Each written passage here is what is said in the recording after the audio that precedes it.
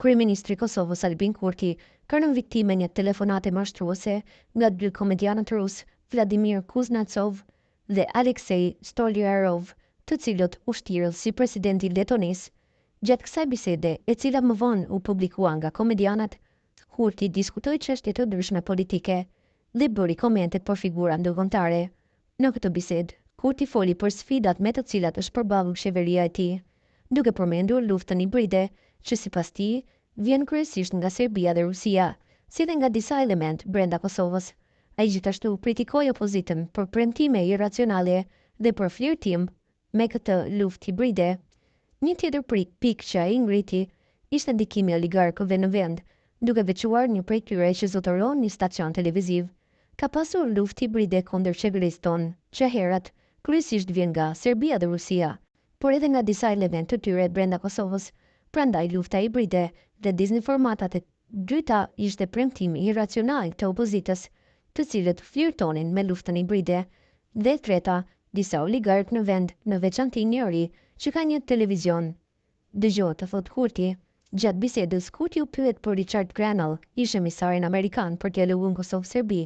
Ai akuzoi Grenellin për përpjekje për rrëzimin e qeverisë së tij në vitin 2020 dhe për mbështetje të opozitës aktuale. Kurti gjithashtu përmendi se Grenell kishte marrë një çmim të lartë në Beograd, duke konsideruar këtë veprim të papranueshëm për një person që pretendon të jetë neutral.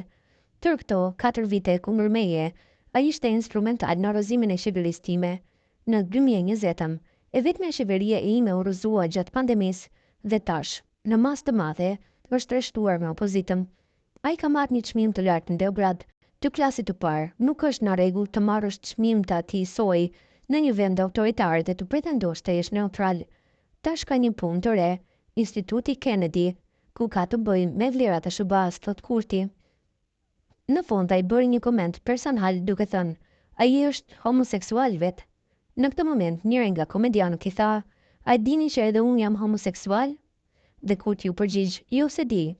Kjo nuk është hera e parë që komedianët Vovan dhe Lexus mashtrojnë figurat e njohura politike. Ata janë të njohur për telefonatat e tyre mashtruese ndaj liderëve dhe personaliteteve të ndryshëm botëror, duke përfshirë ish presidentin francez François Hollande dhe kryeministrin kanadez Justin Trudeau.